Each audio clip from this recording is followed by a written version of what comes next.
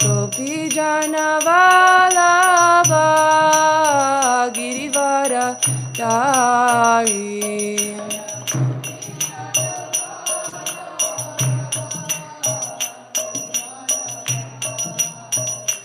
Jaya Gopi Jana Vallabha Girivara Dari.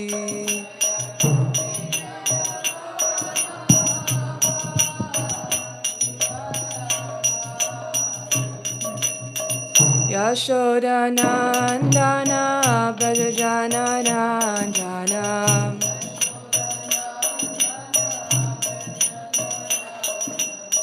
Yashoda Nandana Brajajana Ranjana.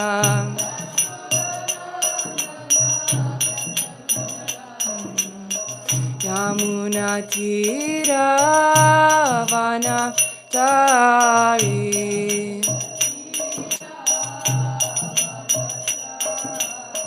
Yamuna Tira Vana Tari.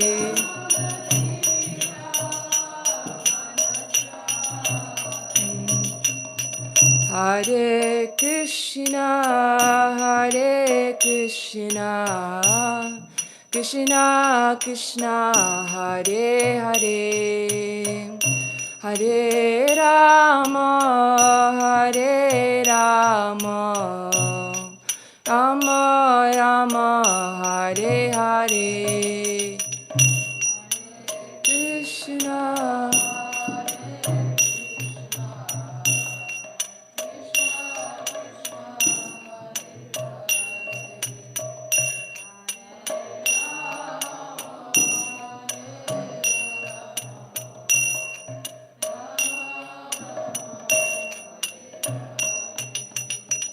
Hare Krishna, Hare Krishna, Krishna Krishna, Hare Hare, Hare Rama, Hare Rama, Rama Rama, Hare Hare.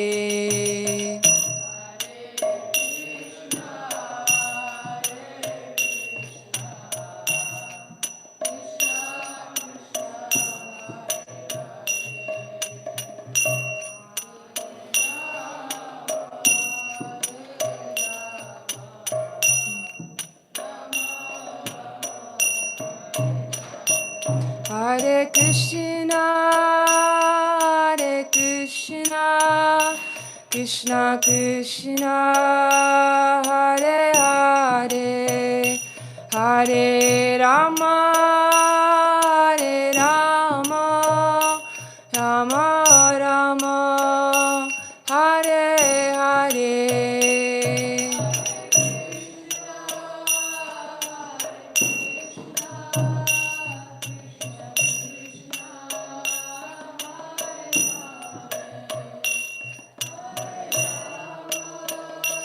Hare Rama, Rama Rama, Hare Hare.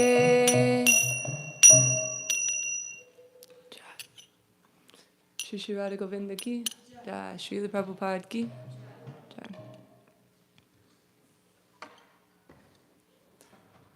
Om Namo Bhagavate Vasudevaya.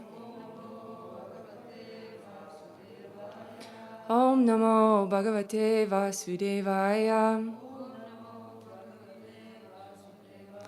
Om Namo Bhagavate Vasudevaya. Together we can recite Narayanam Namaskritam. Narayanam Namaskritam Devim Saraswatim Vasim Tato Jayam Mudirayat Nasta Prayesha Bhadreshu Nityam Bhagavata Sevaya Bhagavati Utamasloki Bhaktir Bhavati Naistiki Jaya Om Gyanati Marandasya Gananjana Shalakaya Chakshu Militam Yena Tasmai Shri Gurave Namah Namo Vishnu Padaya Krishna Pishtaya Bhutale Shrimate Bhaktivedanta Swami Niti Namine Namaste Saraswati Devi Gauravani Pacharine Nirvisesha Sunyavadi Paschatadeshatarine. Jai. Hare Krishna. Welcome to Śrimad Bhāgavatam class. First, before we read the verse, I just want to say that I'm very grateful to have this opportunity to speak. And I don't sit here because there's any kind of qualification, but my prayer is that I can actually be purified, and somehow I can see how Krishna can use me and help me understand Śrimad Bhāgavatam even deeper. And that only happens with the help of all the assembled Vaishnavas, so thank you very much. And I pray also that somehow my speech can be truthful, it can be beneficial, it can be pleasing, and it can be in accordance with Vedic literatures. And my really big hope is that through the course of this class, somehow by the end of it, we go through the rest of our day and we have a better chance at remembering Krishna in everything that we do. So, yeah, thank you. So we can read the verse. I don't have, is there a Bhagavatam? Or I can just look.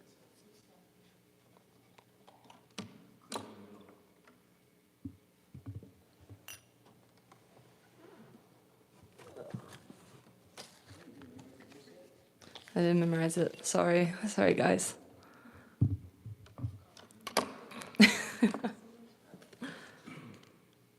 Okay. 26.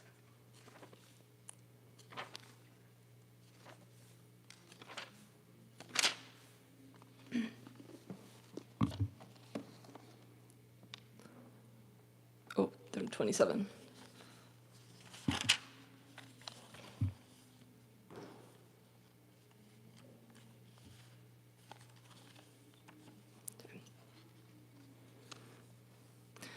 Arte hi avidyamenepi. Arte hi avidyamanepi.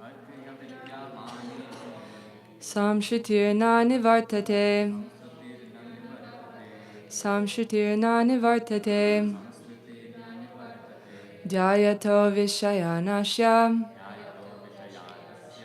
Dhyayato vishayanasya. Swapne nartagamo yata. Swapne nartagamo yata. Artehya vidyamanepi. Samishtirna nivartate. Dhyayato vishayanasya. Swapne nartagamo yata. Please chant. Artehi avidyamnepi. Samrishtirna nivartate. Dhyayato vishayanasya. Swapne nartagamo yata. Artehi avidyamanepi. Samrishtirna nivartate. Dhyayato vishayanasya. Swapne nartagamo yata. Artehya vidyamanepi. Samshritirna nivartate. Dhyayato vishayanasya. Swapne nartagamo yata. Artehya vidyamanepi. Samshritirna nivartate.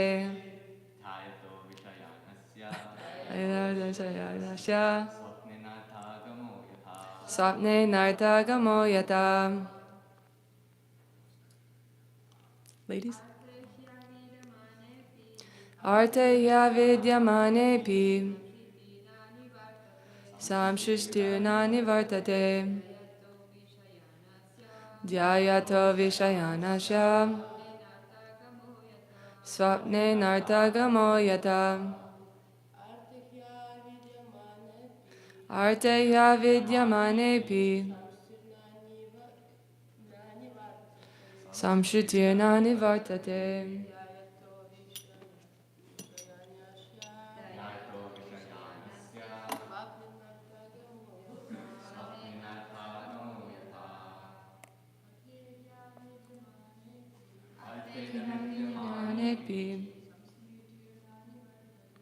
Samsutirna nivartate. Yayato yagyate. Sapne nartagamo yata. We can recite the word for word together. Arte. All together. Arte, real cause. He, certainly. Avidyamane, not existing. Api, although. Samshiti, the material existential condition. Na, not. Nivartate, does cease. Dhyayata, contemplating. Vishayan, objects of the senses. Asya, of the living entity. Swapne, in a dream. Anartha, of disadvantages. Agama, arrival. Yata, like. Translation by His Divine Grace, Śrīla Prabhupada. You want to do it together? We could do it together. Yeah. The translation. Actually, a living entity is transcendental to material existence, but because of his mentality of lording it over material nature, his material existential condition does not cease, and just as in a dream, he is affected by all sorts of disadvantages. Purport by Śrīla Prabhupada. The example of a dream is very appropriate. Due to different mental conditions, in dreams we are put into advantageous and disadvantageous positions. Similarly, the spirit soul has nothing to do with this material nature, but because of his mentality of lording it over, he is put into the position of conditional existence. Conditional existence is described here as dhyayato vishayan asya.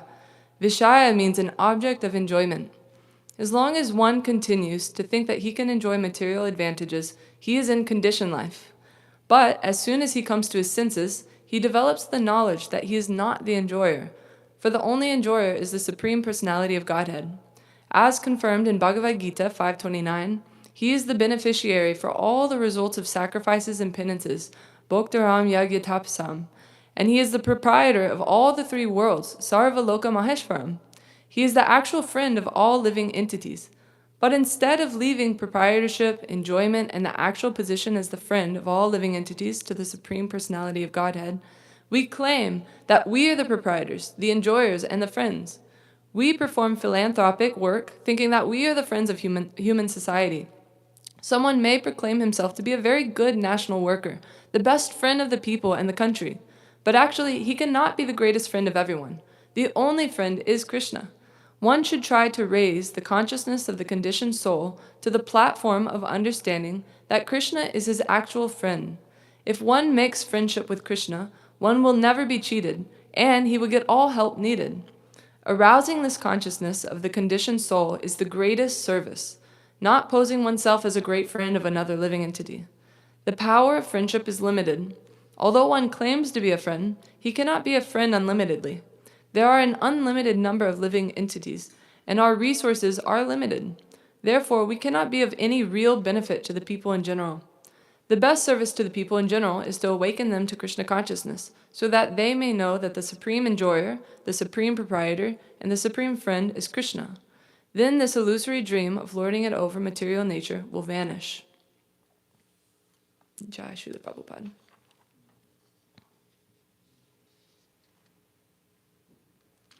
Actually, a living entity is transcendental to material existence.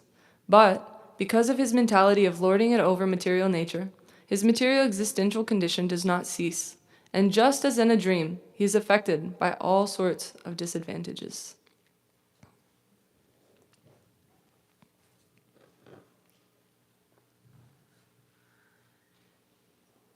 So in this verse, I was thinking, Prabhupada, he makes two main or very big points.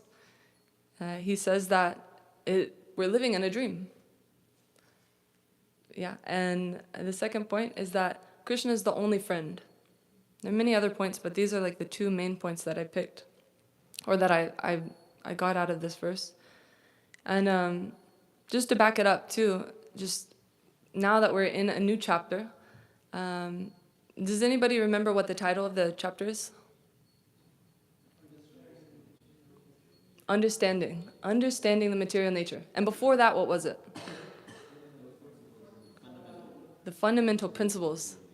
So in the last chapter, it was a lot of very dense philosophy, a lot of just very logical, scientific, like step by step, how is the material universe, what are the fundamental principles, how is it made up, and how does it get created? And now we're moving into how do we understand? And something I was thinking is that in Bhagavad Gita, something I was appreciating a lot actually about yesterday's Maharaj's class was that he kept referring to Bhagavad Gita. And we find that this also is in Bhagavad Gita. Arjuna asked the same question.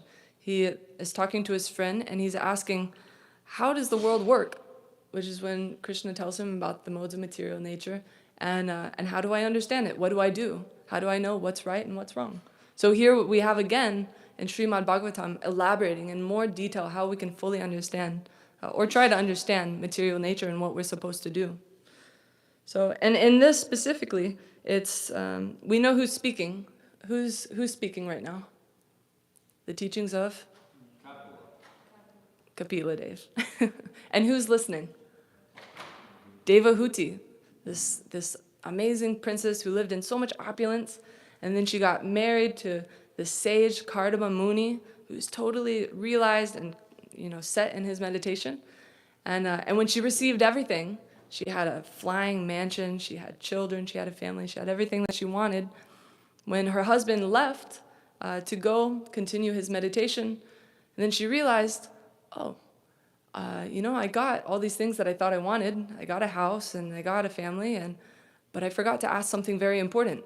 I forgot to ask, what's the point of life? What's the point? Like, how am I supposed to know? How am I supposed to become spiritually realized? And maybe I should have asked my husband before I left, but fortunately, Kapila Dev comes and as an incarnation of Krishna himself, and she has the good position to be able to ask her son, a very humble position, how do I understand? You've learned this from your father, and can you tell me? And it's just something that's interesting is that maybe you all remember that the first thing that Kapila Dev says is that, bhakti is the point of it all. And he tries to explain very simply to his mother, because especially back then, women were very simple. A lot of times they weren't educated. They had their household duties that they were expert in, but they weren't so learned in spiritual knowledge. So he tries to explain very simply. But then Devahuti shows her intelligence by asking these extremely complex questions. And that's how we get all of these details of like, what's the point of all this material nature? How does it go? Where did it come from? What's the sequence of it all? And so now we're coming kind of back into this perspective of bhakti. We finished that principles of fundamental nature. And the last verse, it says, actually the whole point of it all is devotional service. This is what we have to come to realize. And so now the beginning of chapter 4, or chapter 27, is that now we're understanding again, what is the spirit soul's constitutional position, actually? And how do we come to realize that? And so that's a little just perspective on where we are in the chapter. And this point of living in a dream, that's the first thing that Prabhupada says, is that this example of a dream is very appropriate. This is the perfect example. And I'm sure you've all heard also the example of the tiger. Does anybody know what that analogy that Prabhupada uses? The dream with the tiger? He says that basically this life, it's like a dream. It relates to what we're talking about. And in this dream, there's a tiger. And you're being chased by this tiger who wants to eat you. This bloodthirsty, vicious tiger in the forest. And you might wake up from this dream. And you might even be sweating. Your heart might be racing. You might even wake up and call out, oh my God, Krishna. If you're lucky, you'll call out Krishna. But you wake up and you have this thrill, this adrenaline. But when you wake up, when you come to consciousness, then you realize there is actually no danger. I'm not actually being chased by a tiger. And although you feel it, although you're experiencing being chased by this tiger, actually, when we wake up and we come to this truth, we realize, oh, I'm safe, I'm in bed, I'm okay. It's funny that I say safe in bed, because recently, actually, I was chastised for being late to Mongol Arti. And, huh? Missing it? I was late a lot of times, and I missed some. Anyways, let's get to the point, is that I was chastised. And it's funny because when we're in this dream state, we think, I'm safe in bed. But how safe are we in our ignorance, really? When we come to that knowledge, and we're fortunate, this is the mercy of the devotees, is that they'll chastise you when you need to be chastised. So thank you very much. But I want to express this because it's funny.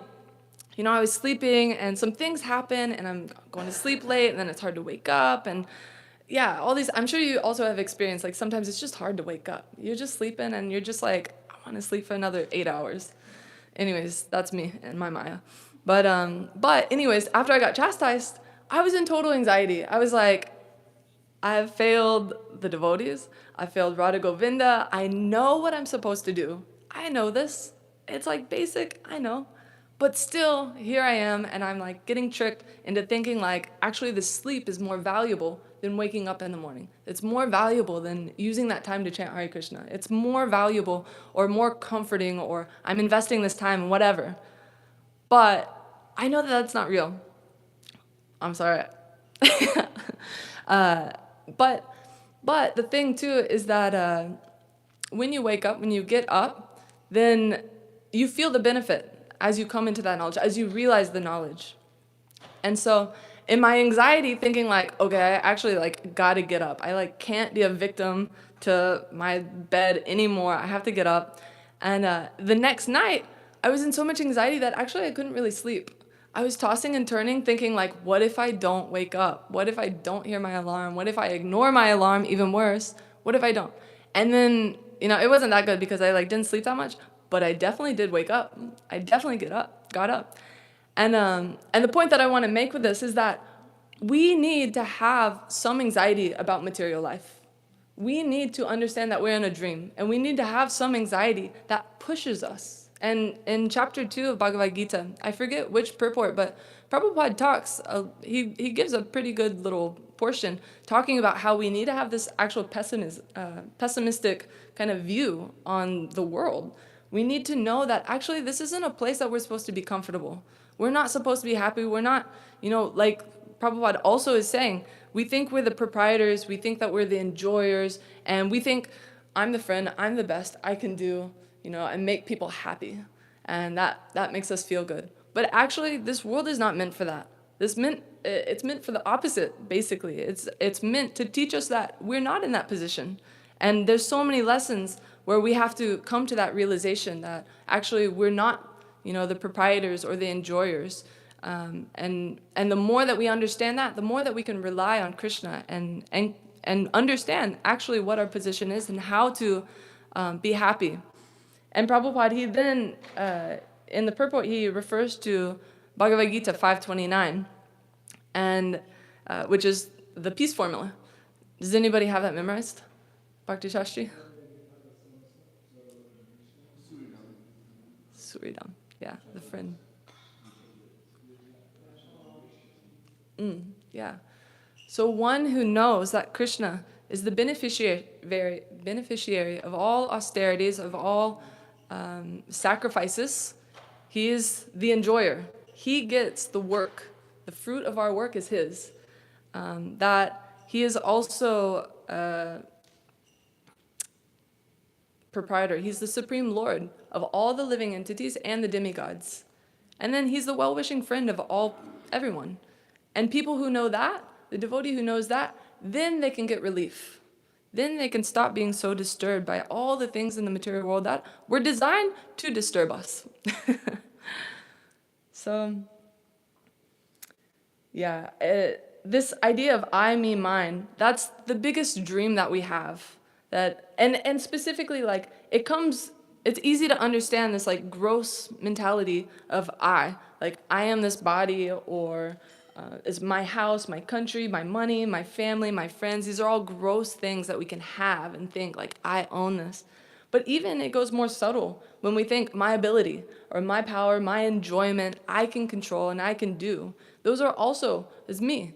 I'm actually the source of what's happening around me, or my comfort or my happiness. And so we can understand too that when we take ourselves out of the center and put Krishna into the center, then suddenly it's not my ability, it's Krishna can use me for whatever he likes. He can make me dance, or he can use me wherever he needs me. This mentality means that wherever we are in the world, whatever we're doing, we can actually be happy.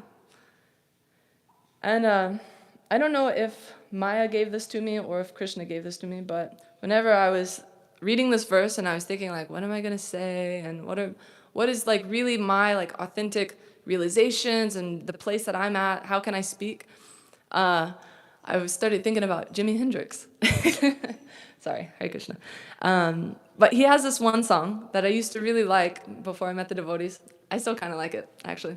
But it's called Castles Made of Sand. And this whole song, it's totally like, it's all about Maya. Basically, like, this one guy is, like, heartbroken and his girlfriend breaks up with him. And then castles made of sand go back into the sea. And then the next one is this little Indian kid. And he has this great dream of being an Indian chief. But in his sleep, there's a surprise attack and he dies. What kind of dream? Castle made of sand. And then the last one, I think is, I don't know, some girl, and she's, like, crippled and she can't speak. And she thinks about ending her life. And again, castle's made of sand. This body isn't made to last forever. So even, Jimi Hendrix is like this Woodstock icon of the 60s. And so it's interesting because when I had that thought, it wasn't so connected to, like, devotees or, like, anything. It was just something that came across my mind. But actually, Jimi Hendrix did have a connection to the devotees and to kind of, I don't know about Hare Krishna's specifically, but he has this one album cover, and basically, actually, it's literally illegal in Malaysia. They can't have this album. But Jimi Hendrix has placed his head over Vishnu's head in the Virat Purusha form, which we just discussed. I thought that was very appropriate. And so Jimi Hendrix has his head on Vishnu, and he's got all Ganesha and Hanuman and all the demigods and everything, and all the, demigoddesses, and it's very, like, yeah, it doesn't even feel good to look at. But I thought that it was funny because this is exactly what the verse is talking about, is that when we put ourselves in that position, then suddenly we're in that castle made of sand.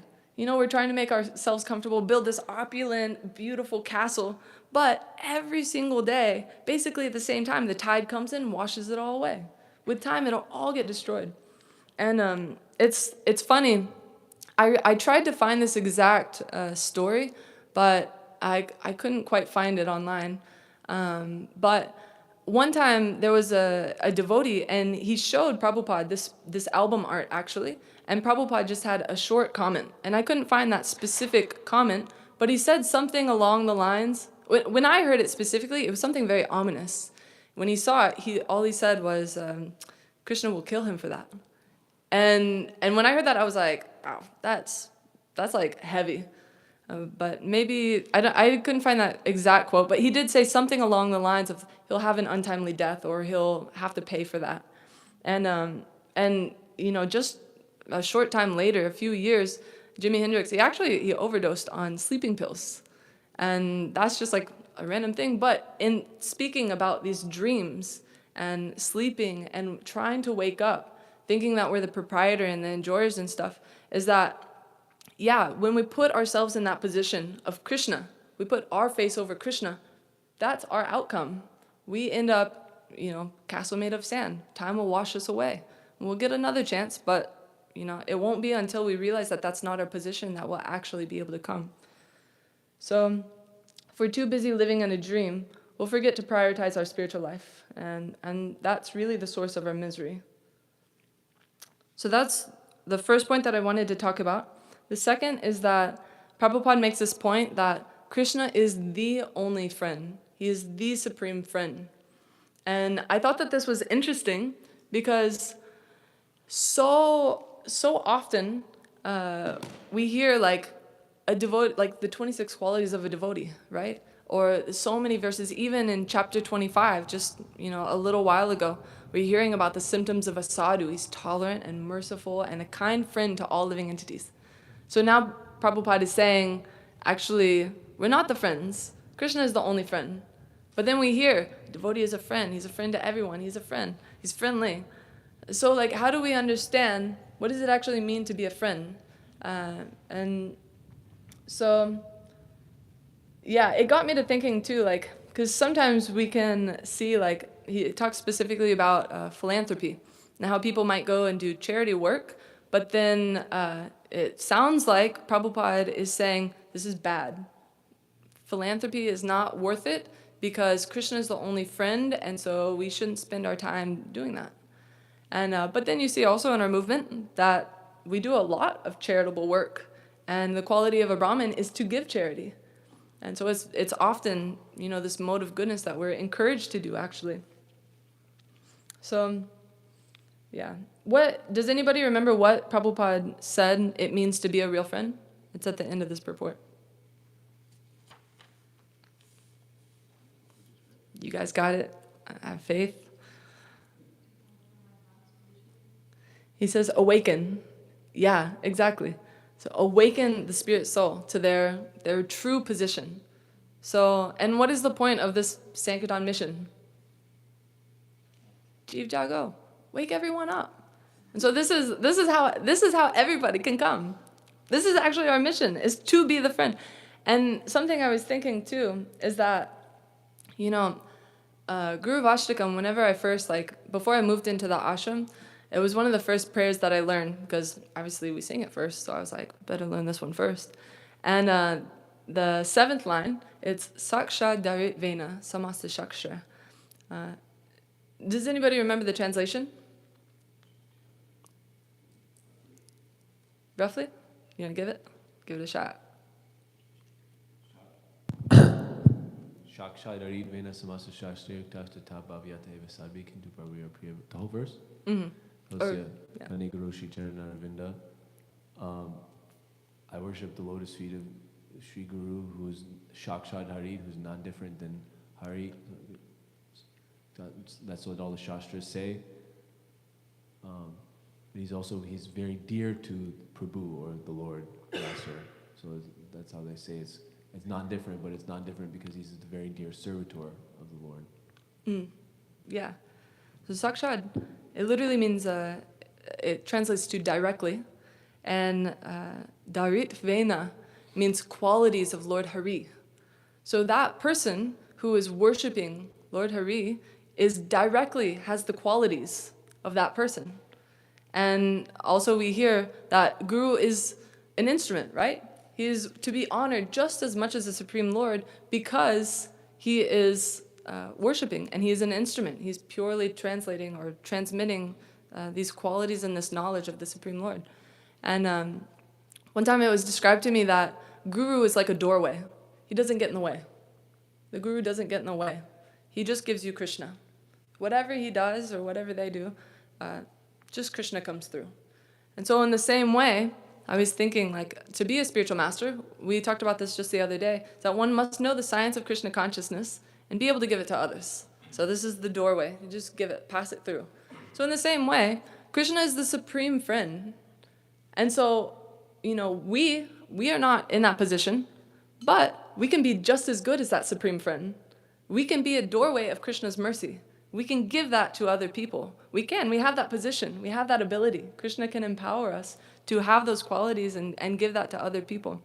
And that's actually the mercy of the devotees, is that it's very difficult sometimes for people to understand Krishna. Sometimes it's very difficult. Most times. Most people, what's the verse in Bhagavad Gita? It says, one person might try. And out of so many people, one might, they might kind of get it. And out of those people, it's very, very rare that someone will actually understand me. So most people, we have such a hard time. But with the mercy of the devotees, it's very easy, actually. And I know in my experience, the first time that I met the devotees, I remember just being like very overwhelmed with, I was searching, I was looking, and for something, some kind of purpose, some kind of meaning. And when I met the devotees, after this long search, I remember being overwhelmed by this feeling of like, these people are very self-satisfied. They're very happy, and they're very generous, and I can't figure out why. How do they have so much to give to me, and where are they getting it from? And so I want to ask all of you, what were some of the qualities of the devotees maybe when you first met them, or something that attracted you to learning more or to meeting the devotees? Divyangi? Somebody can hand her the mic.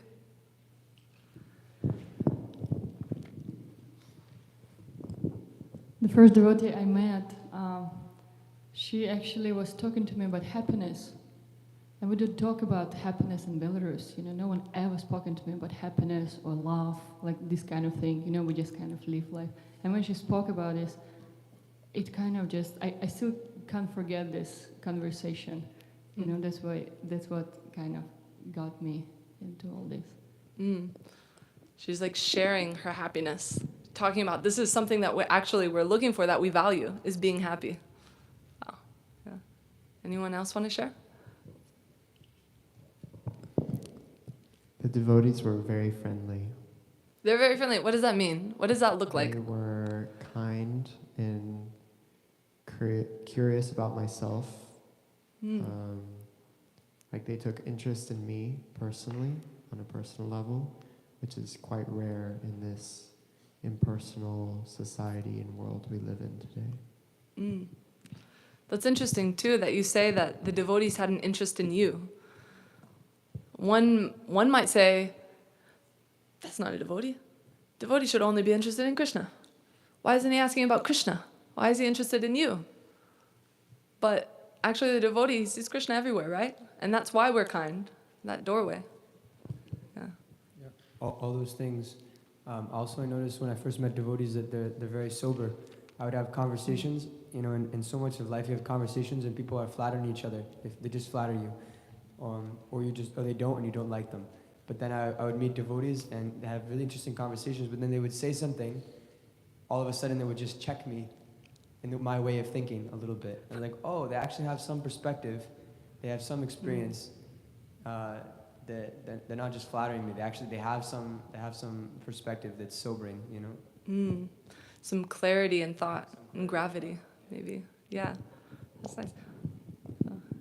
I remember being in a car and with a devotee, and the first time I heard them pick up the phone, and they said, "Hare Krishna Prabhu, accept my obeisances, all glories to Prabhupada." And I was just like, wow. What does that mean? I mean, no, I was just like, wow, that's like an amazing way to greet someone. I mean, we often say it very lightly now, of Pam Ho Agasp. Even when you're talking with someone, it's like, knock the window. But if you really mean what you're saying, then that's like, yeah, that's an incredible thing, an incredible level of consciousness. And I don't know, I still remember it to this day. Nice. I think Krishna Kripa Prabhu also had something.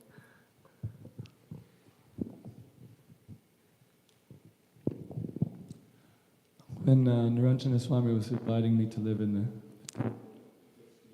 said, if you go up to the West Coast, you'll do the same old hackneyed materialistic activities you've been doing here. Better you stay in the temple and see how much spiritual advancement you could make.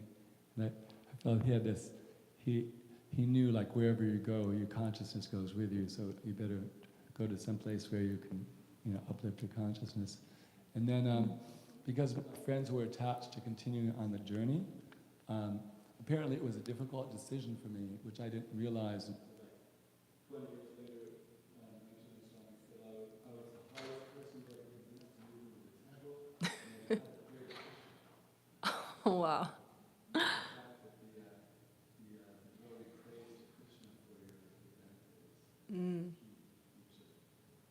Yeah. Really desires that. One time, every time I was running, I came into the temple saying when I was just about to bow down, before I took off our bases, every time the Swami said to me, we have to desire that these people become Krishna conscious. So many people became Krishna conscious simply because this was taught about desire. Mm. Yeah. Isn't that the perfect example of a well-wisher too? Praying, like, please, when we're doing books, when we're chanting the holy name, please let this person, like, just hear, let the holy name, like, actually hit this person's heart. When I give this person a book, please let this knowledge, like, actually resonate and actually affect their lives. And the prayers of the devotees, like Krishna Kripa Prabhu was saying, that was Prabhupada's mercy to us. And we can see too that Prabhupada, even in his early, like, how amazing was Prabhupada to come to America all alone, and then his first disciples are just a bunch of hippies, a bunch of like nonsense, like drugs and relationships and like all sorts of crazy. And somehow Prabhupada, he never, and this is like one point that I hope that we can all take away, is that being a devotee, it doesn't mean that we have to like lose our, common humanity with others. We don't have to, and we shouldn't have this us versus them mentality. Actually, Krishna is the friend, and if we want to also connect to people in that way and be their friend, then we have to think, this Krishna is waiting on this person. And that's exactly what Prabhupada did. He met us exactly where we were on the level, gave us exactly what we needed so that we can take step by step and come closer to him. So we can have that mood when we're meeting people and we're preaching or we're trying to invite them to the temple or whatever. We can say, like, this is Krishna's dear friend. When somebody walks into the temple, we can say, like, Krishna somehow has called this person and they actually came. And we can show that respect and value that. And yeah, actually, Nadabar Prabhu, he actually shared something on Facebook the other day about the neophyte devotee and the Madhyam devotee, and how the neophyte is just me and Krishna. This is it.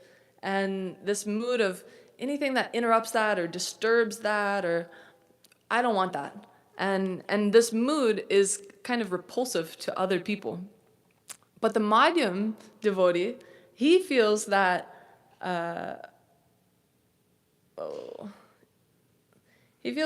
his personal dealings result in more and better service. So how can I deal with a people in a way that they actually come to Krishna consciousness, step by step? And that might just be, you might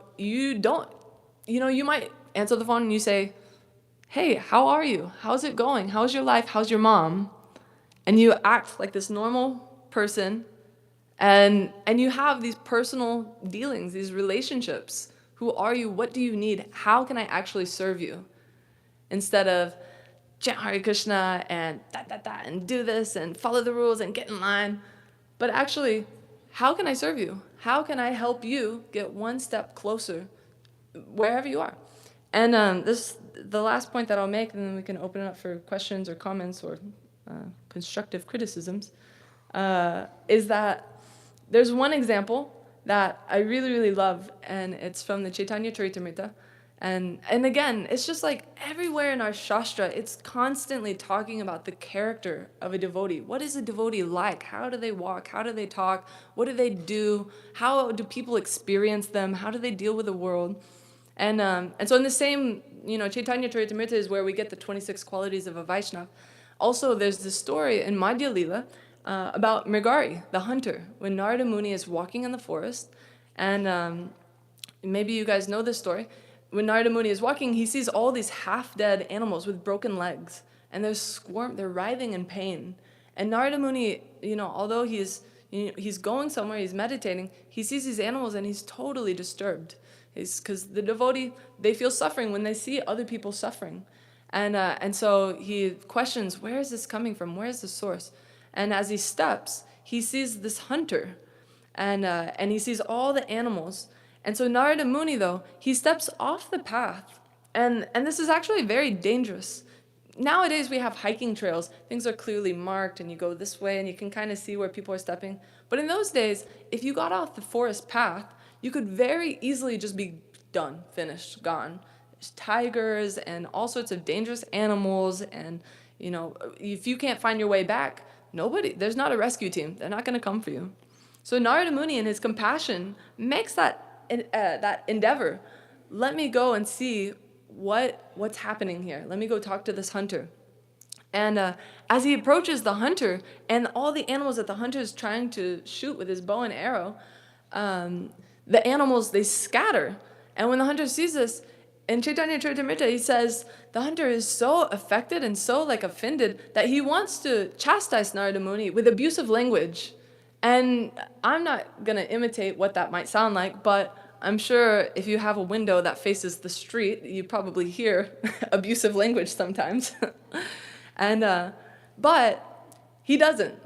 This hunter, he doesn't say anything, because when he turns around and he sees Narada Muni, and Narada Muni is so effulgent and just such a saintly person, he's affected by even how the purity of this person. And the hunter, instead of using abusive language and saying, what that, who are you? And you just, whatever. He says, my dear sir. And this, a hunter also, nowadays we think of it as a sport. At least in the Western world, you go out on your break or whatever, most families or whatever that are not devotees or, And, but a hunter in that time was a very, very low-born person. A hunter basically meant that you were not human, even. You could not fit into society, basically. You had no manners. You had no anything like that.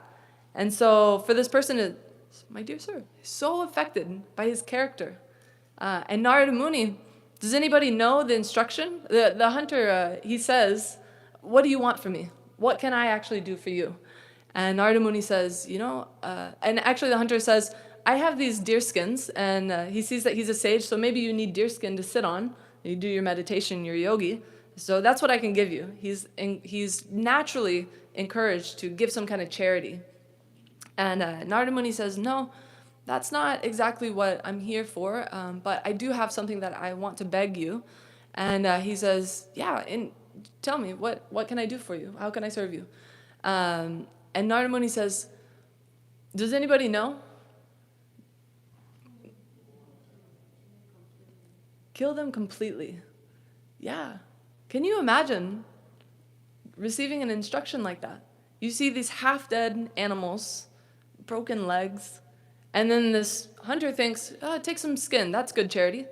But actually the instruction that you receive is kill these animals. Out of context, you might say Narada Muni is definitely not a saint. But actually, that's the mercy of the devotee, is that they come to this level. This hunter has no compassion, no mercy. He is totally violent. He even tells Narada Muni himself, I get great pleasure out of the suffering of these animals. When they're half dead and writhing, that's my greatest pleasure. And Narada Muni, he gives him this instruction that helps him just come to that next step. Kill them. Have compassion. Show some compassion. And if this is your work, this is how you make your livelihood, this is how you support your wife and you feed yourself, kill them completely. And the hunter is so bewildered by this. He says, oh my God. Clearly, I don't know a lot of things, but this person knows a lot. I am totally bewildered by this instruction, and I'm totally bewildered by how kind and effulgent that this personality is. And so he turns to Narada Muni and he says, can you actually tell me more?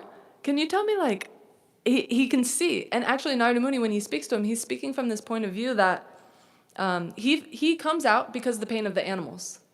But when he speaks to Mrigari, he speaks because he can see the pain that Mrigari will have to face in the future. He sees the karmic reactions that will happen.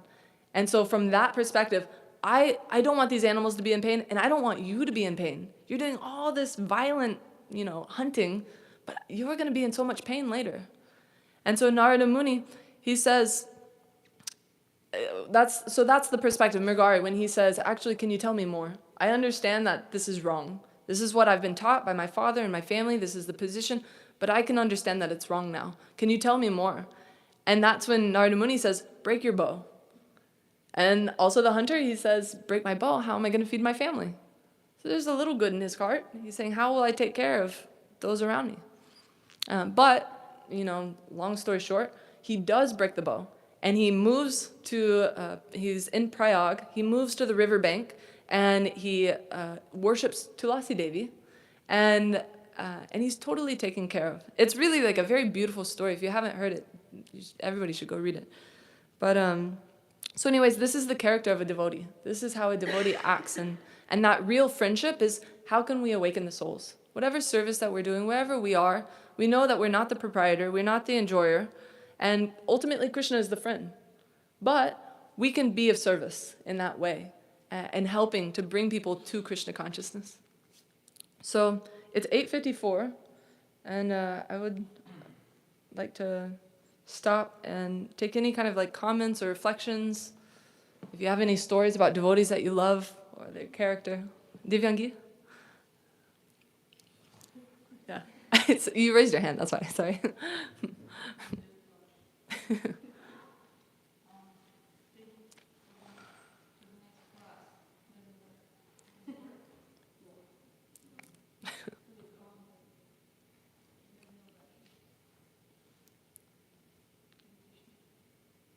I guess maybe just say it very loudly.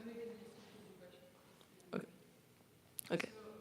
You were saying how we have to, like, while we're distributing books, while we're doing kirtan, while we're doing service, especially related to other people, for non-devotees here,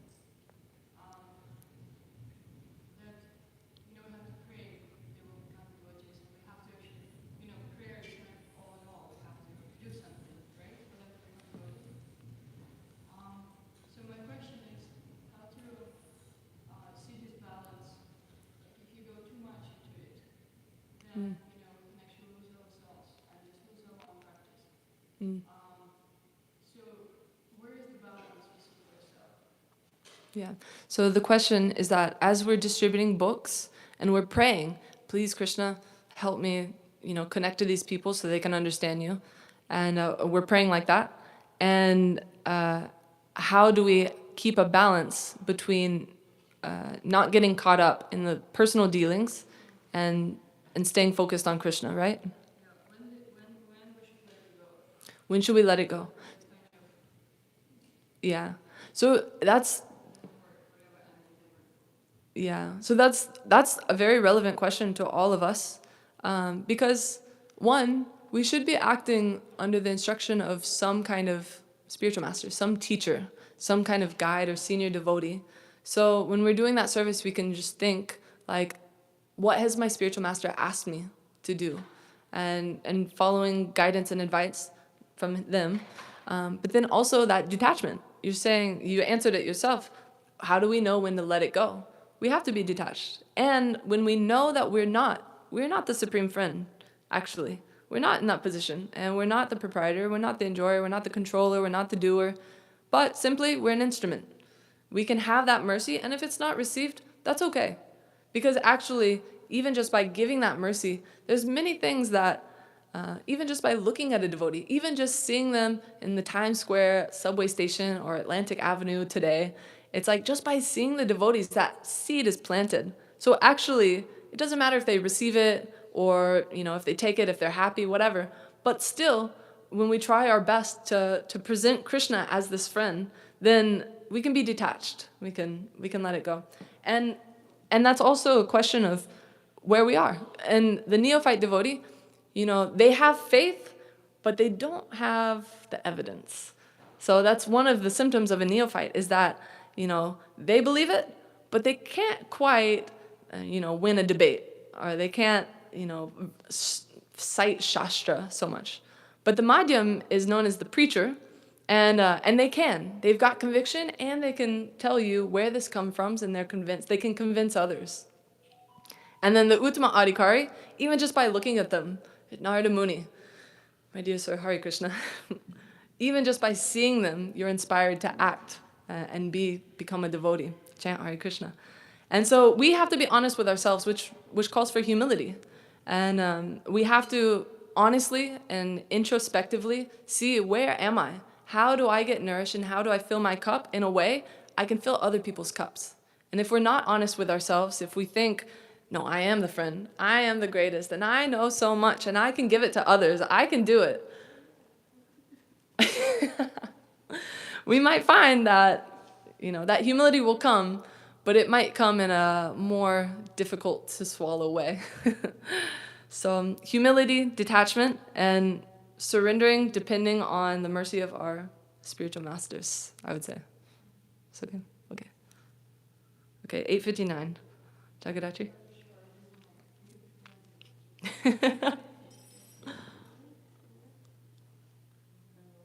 No? Yeah. Oh, okay. Yeah, just very short comment I would like to say. We was talking about dreams, and I have